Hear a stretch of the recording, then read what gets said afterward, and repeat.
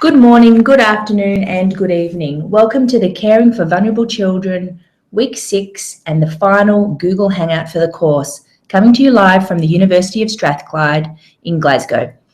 Today, we will be putting your questions to Graham McPhee, discussing Week 5 and 6 of the course. Please feel free to ask questions using the Google Hangout question box, and we will do our best to pass along as many of your questions as we can. You can also post your questions on Twitter using the hashtag FLChildren. Without further ado, I will now hand over to your host today, Graham.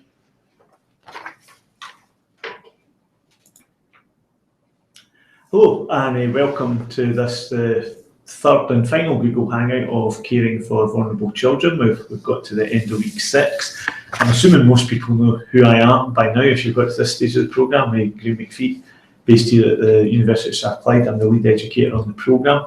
I think if you watched or listened to the Google Hangout 2 weeks ago, I mentioned that we were hoping that John Paul would be with us today. You'll see he's not here, so it's me again for this Google Hangout. I'd like to say thank you for all the contributions that we've had across the 6 weeks of the course. We've had just short of 8,000 people sign up for this run of the course. Lots of activity in the forums with over 20,000 comments posted across the 6 weeks as well. So lots and lots of kind of interesting discussions and opinions getting expressed. So really enjoyed kind of looking over that and can see what people have got to say. The focus of the Google Hangout today, I've got kind of 2 or 3 things that I'd like to touch on. We're going to start by talking about the 2-part poll that people had a chance to participate in weeks 5 and 6 with the 10 scenarios, and you picked the 3 that you were most concerned about, and then we gave you a bit more information in week 6, and again you picked your top 3. And I'm going to have a little bit of discussion round about kind of some of the things that we saw happen there. So we'll do that first. We'll then move on to Billy's story, and also the way that you access Billy's story this week has been slightly different. You saw the week 5 scenario, and at the end of week 5, Billy was at the children's hearing, and the panel members were on the verge of making their decision. And we opened up another poll and asked you to vote with regards to what you thought was best to happen for Billy. The conclusion to the story, that became available just a couple of hours ago, so you may have looked at that already, you may not. We're going to be discussing both kind of the outcome that we had in our story, how your vote went, and some of the issues round about that. So that's the second main thing that we want to focus on. Thirdly, I've got a range of other kind of questions and comments that people have posted over the course pages in weeks 5 and week 6, and I'm going to pick up on a few of them. Obviously, in the time that we've got and with the amount of comments, I can't respond to everything, but I've picked out a couple that I think are quite interesting, raise some important issues. And then finally, at the end, just going to tell you a little bit about our MSc in Child and Youth Care Studies by Distance Learning, which is another online programme that we're involved in delivering here at the University of Strathclyde, and that might be something that some of you may be interested in finding out more information about. So we'll start with the 2-part poll. So if you remember that the 2-part poll in week 5, you were given 10 very short case studies, asked to pick the 3 that were most concerning to you and say why. And then in week 6, we expanded those small scenarios just ever so slightly. I gave you some more information and asked you to do the same exercise again. And we've posted the results on the page. You may or may not have had a chance to look at them already. And some really interesting material coming out of that. I should probably say, actually, just before we kind of discuss that in any more detail, there's a bit of a parallel here with an exercise that we asked you to engage in week 1, and again there was 10 scenarios and you to pick the 3 that were kind of most concerning for you. And when myself and John Paul talked about that in the Google Hangout in week 2, we were acknowledging the fact that this is a bit of an academic exercise. If you were a social worker or a professional involved in working with these children and young people, and you were being asked to make assessments and make decisions, you would obviously need and you would have access to far more information than we are giving you in these scenarios. So these aren't kind of finite assessments. What we're wanting to do is just use these to prompt some thought and some discussion in terms of, well, what are the factors that cause you to feel that children are more or less vulnerable or in risky situations. So workers would have more and would require more information to make these decisions. But going on the basis of what we've got with the 10 scenarios, there's 3 that I want to comment on in particular, because there was 3 scenarios that we saw quite significant changes in the voting patterns because of the extra information that you got, and it'd be interesting just to kind of tease out a bit what might be behind that. So one of the changes that we saw was scenario number 1, Kelly. Kelly is 14, and in week 5 you got the information that Kelly is 14. She doesn't attend school regularly, and when she does, she falls asleep in class. She was referred by her guidance teacher. And you also know that further investigation shows that her father left the family 2 years ago. And in week 5, Kelly only got 3% of the vote, so kind of not very many people at all saying that they thought she was in the 3 most kind of vulnerable situations. What you find out then is that her mother is a drug addict. She falls asleep in class because she is looking after her 4-year-old brother and her 3-year-old sister at home. She is worried that something will happen to her mum.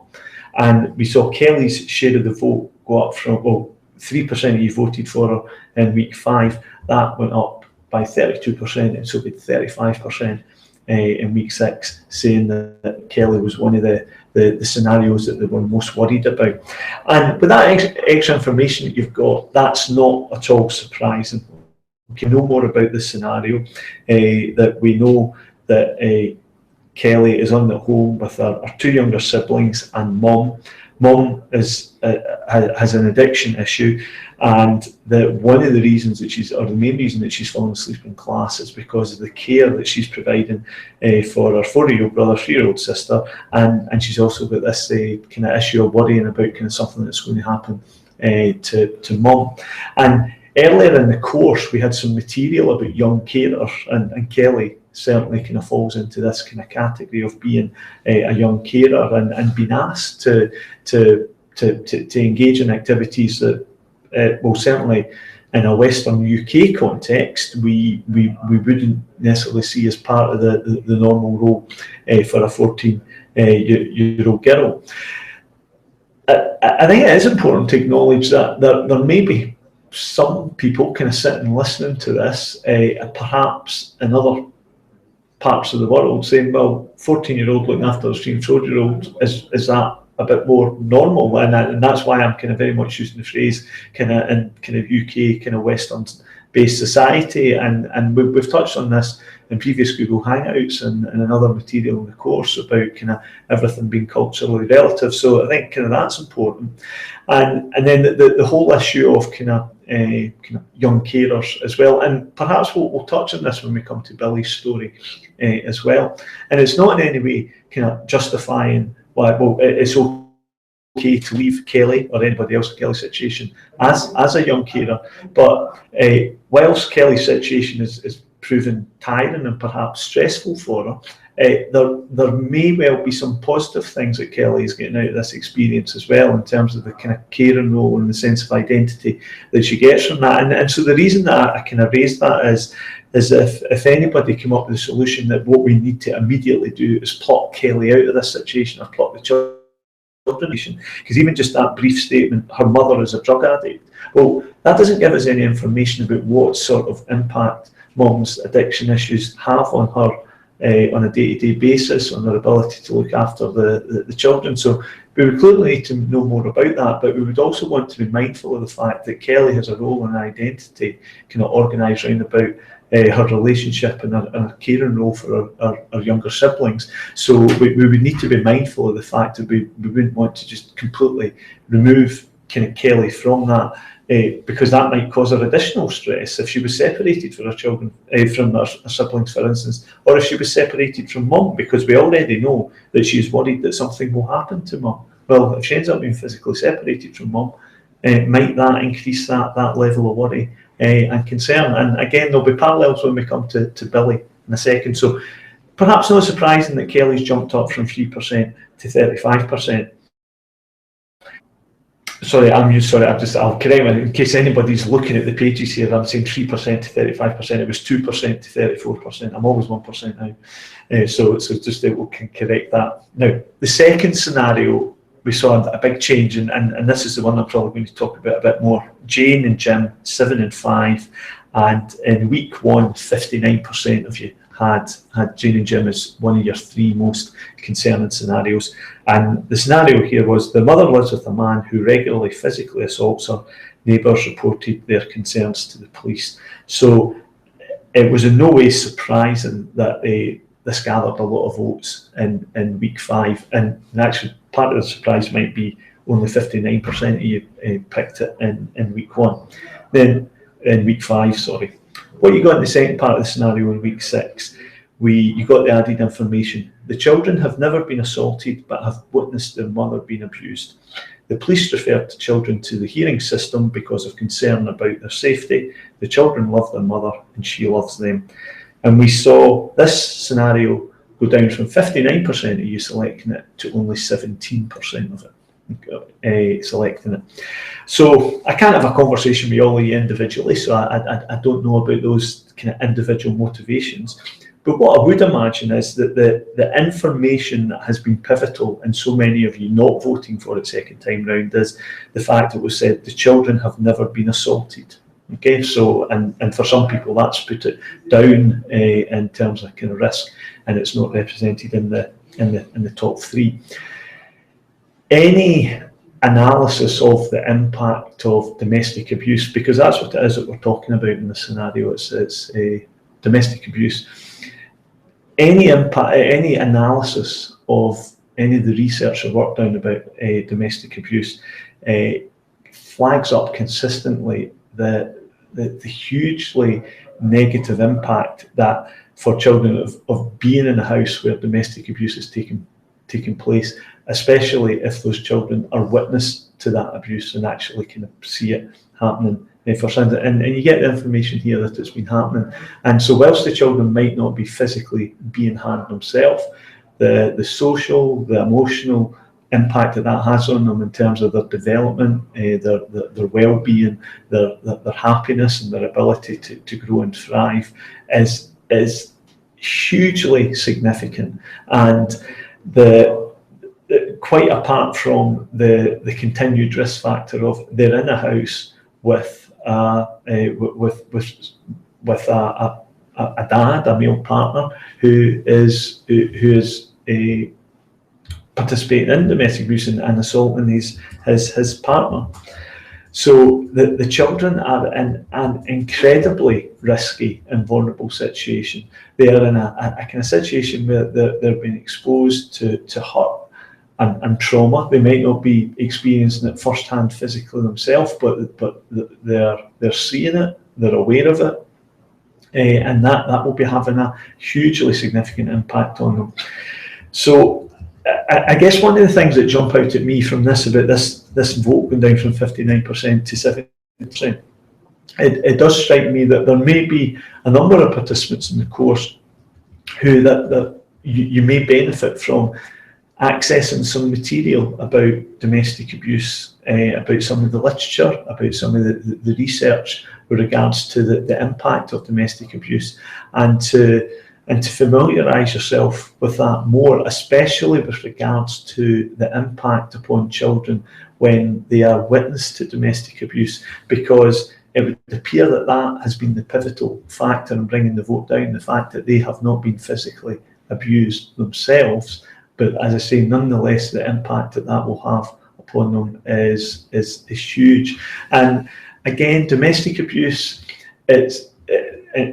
I guess we need to kind of talk about kind of cultural context as well. And domestic abuse, I think, is an issue that kind of certain cultures are challenging more in terms of the fact that it exists, and challenging more the kind of roles of kind of men and women in society, kind of more generally, and what acceptable boundaries of behaviour should be. But we know that those boundaries move from culture to culture, from setting to setting. So it's something that's important that we we explore, both in terms of the lived experience of kind of the adults within this situation, the various males and females, but specifically the focus of our course, the children and young people living in households where domestic abuse is a feature. So that might be an interesting and an important thing for a number of you to follow up. So one other scenario I just want to touch on briefly, and that is Ross, the baby who was 18 months old.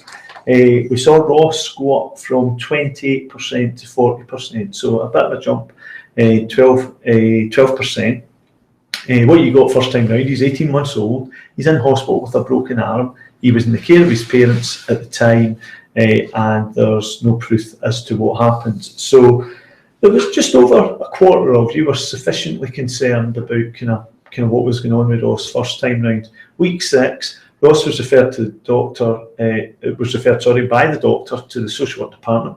Records show that Ross has suffered various bruises over recent months. Another baby is due soon, and a child protection case conference was held, and it referred Ross to the reporter. So again, given the extra information that you've got, it's perhaps not surprising that we've seen Ross's vote go up. And my guess is the bit that's really kind of triggered that there is records show that Ross has suffered various bruises over recent months. So we know that argo a pattern or increasing evidence of that there could be something going on here. But I guess I use that word could kind of importantly here, and it goes back to the point that I made at the beginning about the very little bits of information that you're engaging in this exercise with, and that's that if a social worker or any other professional was going to make a full assessment of a situation such as this, they would need kind of much more information. This is just kind of asking us to kind of think about kind of some of the kind of warning signs that we might consider. But in order to make a more rounded assessment, we need to know a lot more about Ross and his family, and about kind of some idea about kind of somehow these things came about, because children, especially young children, will get bruises all the time via the things that they do naturally, and 18-month-old children are routinely getting up, falling down, bumping themselves, kind of overextending. So it is entirely possible that a child who has suffered various bruises over recent months and ends up with a broken arm could have accrued all of those injuries via very natural processes, and could have a set of very loving, very caring, very appropriate parents. But equally, they could be the sign of something else. So this is where the task of the professionals would come in terms of assessing some of that and trying to get a sense of what's going on.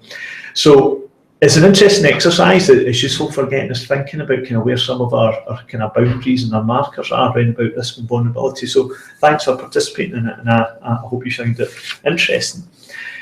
Now, Billy's story. Billy's story is concluded, and the final episode of Billy's story went on the course page just about kind of 4 or 5 hours ago. So some of you may have watched it before you watch this. Some of you may, if you're watching the recording, you may want to pause it at this point if you don't want me to give away the end and spoil it, and go and watch Billy's story, and then come back and jump back into this at the discussion here. But you may have already watched it before just now, so I'm giving the result away here, so kind of spoiler in a sense. I'll give the result of the poll first, because at the end of week 5 we asked you, what do you think should happen to Billy? And we only gave you 2 choices. One was Billy staying at home, another was a temporary placement in foster carers for a bit of time out, and to try to support Billy and his mum. So in the poll, 73% of you thought Billy should stay at home with mum, whilst 27% thought that Billy should be placed with temporary foster carers with a view to a bit of kind of temporary support and a bit of time out. So the final scenario went up, and at the end of the story for Billy, in the way that we developed the story and told the story, was Billy stayed at home. So in that sense, 73% of you kind of got your wish, and Billy stayed at home. And we've got a couple of comments and questions I just kind of want to pick up on. I've pulled out a comment here from Beverly Skoltok. I think that's how you pronounce it. So thanks for your comment, Beverly, sorry. And you said, as you hoped, Billy was allowed to remain at home with mum. So here's an example of kind of somebody that's kind of pleased with the outcome. You said there's also a deep bond between them, and to separate them you feel would have been counterproductive. And I think that that would have kind of weighed heavily on the minds of the panel members when making their decision here.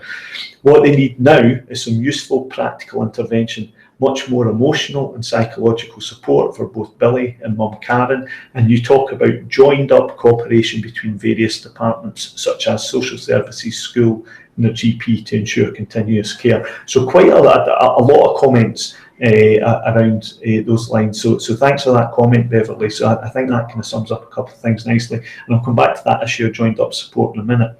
But by contrast, there was also 27% you thought it might be better for Billy to be placed with foster carers. So I've pulled out another comment here. So Jenny, I think Root, or Root, so I hope I'm pronouncing that correctly, Jenny. And Jenny said, people want families to stay together, and it's nice for Billy and his mum to be together, but sadly, I don't think this outcome will help Billy. It doesn't seem as if anything has really changed, and prolonging the situation as it is not likely to improve Billy's prospects. Okay, and I guess that represents the other side of the debate within this scenario and the decision-making process that either social workers or other childcare professionals, or in this scenario in Scotland, children's panel members, these decisions that they've got to make in terms of weighing up both the strengths and the vulnerabilities in any kind of family or caring situation and deciding what do we think is for the best, the best for the child. And I mean, the others, we're aware that none of this is an exact science, so we can't predict with 100% certainty what will or won't happen if we do or don't put in a kind of certain intervention. But clearly, kind of what we saw a lot of debate on the forums round about this was kind of that these comments kind of I mean, I've used Beverly and Jenny's kind of comments to kind of summarise the two different sides of the debate, but we saw lots of comments kind of picking up on themes on that side. On one hand, this is a loving, caring relationship. This is in many ways this is the single biggest strength that exists in this family. So to remove Billy from that could be counterproductive. That was the phrase that you used, Beverly.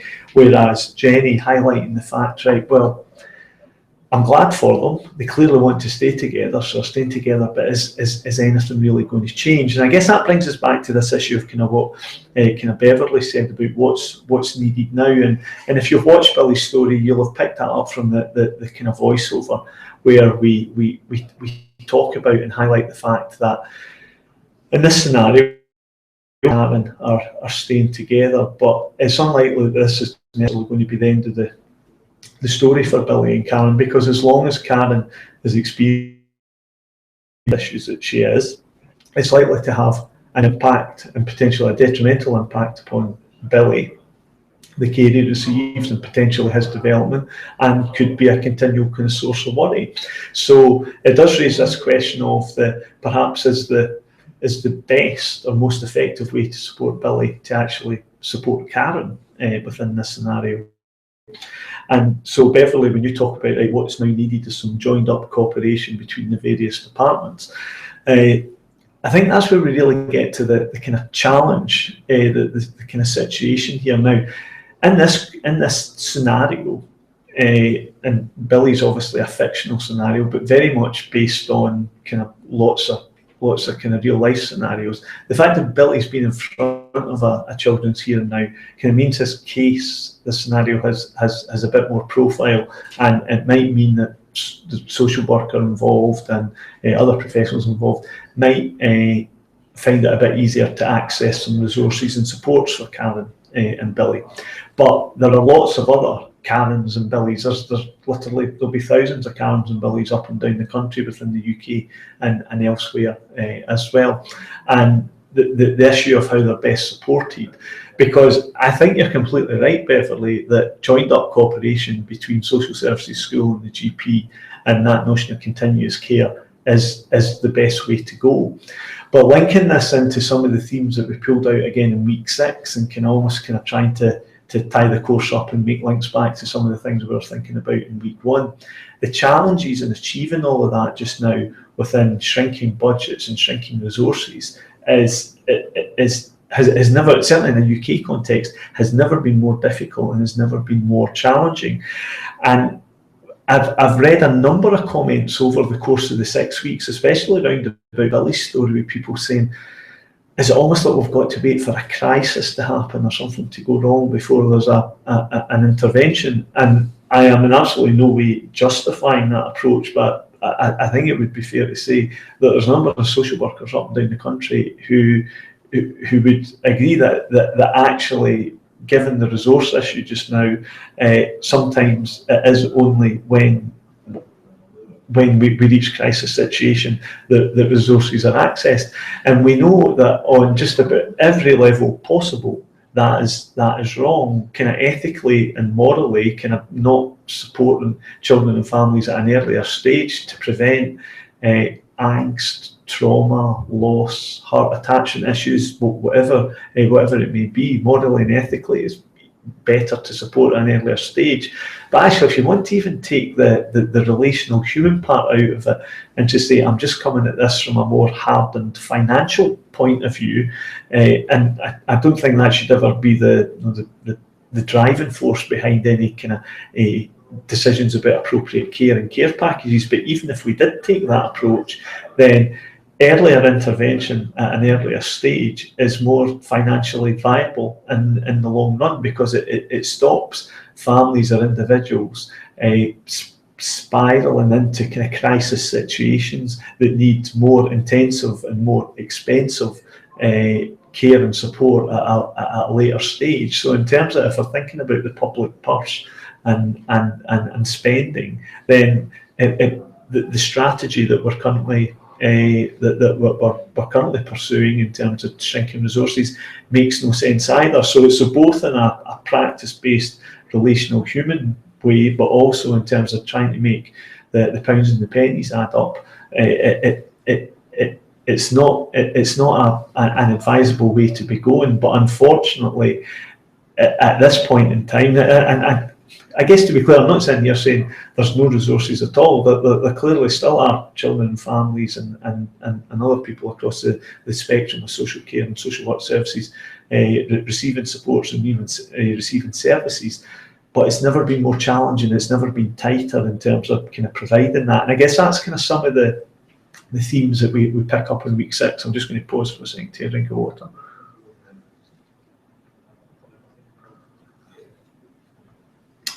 We got a couple of bits of material in week 6. You heard John Paul talking about this in one of the video inputs. We gave you links to a SWAN, which is an organisation, a Social Work Action Network organisation that started in the UK, but it's now spread out, and it's kind of more global, with kind of partner organisations in a number of countries. And what you get a sense of kind of some of the driving force behind the creation of organisations such as SWAN is actually a bit of a pushback against what I've been describing here, a pushback against this kind of tightening of resources, lessening of resources, but also the notion that social care should in some way be driven by kind of profit margins and more business principles, as opposed to the more ethical and human approach. And got an interesting comment from Sue Walsh, and Sue, thanks for your comment. She commented on finding the SWAN website really informative, and she was talking about reading some stuff about the history of the UK and Ireland, and commenting on how in some ways we almost seem to have gone kind of full circle in terms of the particular scenario that you're talking about.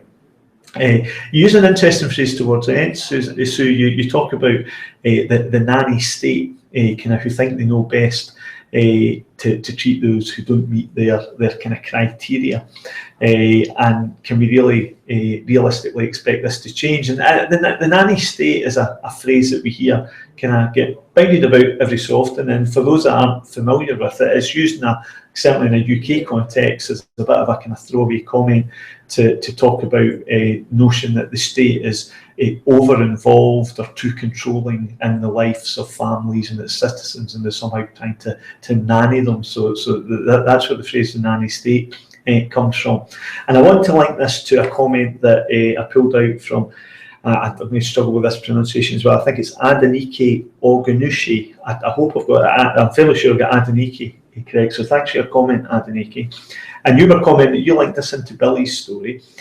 And you said, right, so the panel decided that Billy should stay at home with his mum, but what's going to happen next? And you said, will the state place Karen under therapy? Will the state place William under child support? Will the state place Billy under academic and social surveillance? And I want to link this to the comment of kind of nanny state. And in many ways, it gets to the heart of these decisions that, be it social workers, youth care professionals, different people involved in the lives of vulnerable children and young people are making on a day-to-day basis. And it's a balance between allowing families and children to live their lives, and thinking, at what point does this external intervention, the state as such, become involved and make an assessment about, well, actually we're sufficiently concerned or we're sufficiently worried about X, Y, or Z, and we feel that we need to step in and put in some potentially compulsory measures of care, or at least try and work with families in a more kind of systematic or organised way. And in many ways, that, as I say, that's the challenge that childcare professionals face every day, not just up and down this country, but up and down every country where course participants are based, in terms of is it best to be involved or not, and where do you draw that line of involvement? And even linking that back to the poll, we said pick your top 3 scenarios where you think there's most need for intervention. There wasn't uniformity there yet. There were some patterns within the voting, but we saw most scenarios all getting some votes. So there's differences of opinions out there, and I guess that these grey areas are where childcare professionals are operating on a day-to-day basis in terms of kind of making these decisions. So that, I mean, there's lots of interesting discussion to be had there. There's a couple of other comments I'd just like to kind of pick up on. One is from Sue Walsh, and so picking up on that, you said, where did this austerity come from? It seems there is one consequence for some and another for others. Or put more simply, the haves keep on getting richer and the have-nots poorer. Thanks for your comment, Sue. And I guess it is a theme that comes out in week 6, and we kind of make no apologies for kind of going down this route in a certain bit, because certainly what we do see is that kind of some of the, certainly in a UK context, and we see this being repeated in other parts of the world as well, that kind of some of the kind of social policy and budgetary decisions that are being followed through by governments are creating increasing levels of disparity between, if we talk about the haves and the haves not, and certainly in a UK context, we see a widening wealth gap and resource gap between the people at one end of society with more resources and those with less. And there's a number of kind of commentators and politicians and policymakers who are becoming increasingly concerned about this. So there's probably another, but as I said, there's another whole 6-week course in there in terms of the politics of austerity and social policy and childcare policy within that. I guess what we would want to do, and I hope you get a sense of this from John Paul's input and some of the other things we're talking about, we'd like you to kind of get engaged in that debate and wherever you are, and be it via organisations such as SWAN or kind of voluntary organisations that are kind of based in your local community in terms of supporting vulnerable children and young people, because I think there is quite a strong argument to say that this group of children and young people and their families and the communities in which they live have never needed that support more. So we would very much encourage you to engage in that discussion. I've got another question here as well. I've just found the right piece of paper. Sophie Casey, I think it's Sophie, thanks for your question. And you said, I read some comments from participants who suggested that making people on job seekers allowance do voluntary work. And you asked, can you discuss your professional view on this and the problem solutions that may present? It's connected to this whole issue of austerity as well, in terms of kind of what we see as appropriate responses, and kind of what kind of, certainly within the UK, we kind of see this whole debate, and it's almost kind of harking back to to ideas and discussions that were about bringing us back to almost the Victorian era in terms of the deserving and the undeserving poor, and the notion that there's this group that's known as that could be labelled as undeserving poor, and they've got to be seen to do something in order to earn the benefits or any of the resources that they get from the state. So this notion of making people on job seekers allowance do voluntary work. I guess you asked my own professional opinion, probably professional stroke personal opinion, that as soon as we compel anybody to do anything, then to call it voluntary work, it seems a bit of a contradiction in terms, because if somebody's been compelled to do something, it's not truly voluntary in that sense. So it does almost seem to kind of undermine the whole ethos behind it. And think about linking this into Billy's story, and think about the people who have been really supportive to Billy. Kind of one of the key players in that would be his advocacy worker, Stephen. And let's just introduce in that scenario that Stephen was in some way compelled to carry out that role. Do you think that Stephen would be as effective in that role as if he was doing that without any choice, as opposed to kind of somebody coming to a role such as that because they've got a passion for it, and they're wanting to work with Billy and children like Billy and families like Billy and Karen? Then I think we would have to give careful thought to kind of who's going to be in the best position to support and work with families such as Billy, and whether the notion of compelling people to do that is an effective way to go. There's one final thing I'd like to mention. I said at the beginning, and some of you may have picked this up already, either via the footer that sometimes goes on my emails or on some of the course pages. This has also been a completely online course, so it's accessible to anybody anywhere around the world, as long as you've got a good computer and internet connection. And it's just to flag up the fact here that we also have a full MSc programme in Child and Youth Care Studies by distance learning. So this is a master's level programme. So what you would require in order to be eligible for that would be a related first degree and relevant work experience in some sort of childcare setting. Now, the childcare settings can be quite wide and varied, so it could be a school, it could be youth work, it could be a community setting, it could be residential care, it could be a treatment centre kind of. So that childcare experience can be quite wide and varied. But if those criteria would possibly fit for yourself, and that might be something that you'd be interested in, then our distance learning programme might be worthwhile finding out some more information about it. I guess the thing to stress is it is completely distance learning. There's no requirement to attend class here in Glasgow, in Scotland. So, and we have students from, as far as we've got students from Canada, Australia, New Zealand, Morocco. We've got students from up and down the UK, from Ireland as well. From Rwanda, so we've got a real kind of wide mix of students from a range of different places. So if that is something you're interested in, then kind of simply either going on the university website and looking at the course page, the MSc in Child and Youth Care Studies by distance learning. You can contact me directly, and a few of you have already did that, and I'd be happy to have the email or telephone conversation if there's more information that you would like. And just another bit of information, that if you, by being on the MOOC, obviously you've got the opportunity to purchase a statement of completion of the, I don't know if that's the right term, I'll come to it in a second, but the certificate that proves you've finished the MOOC.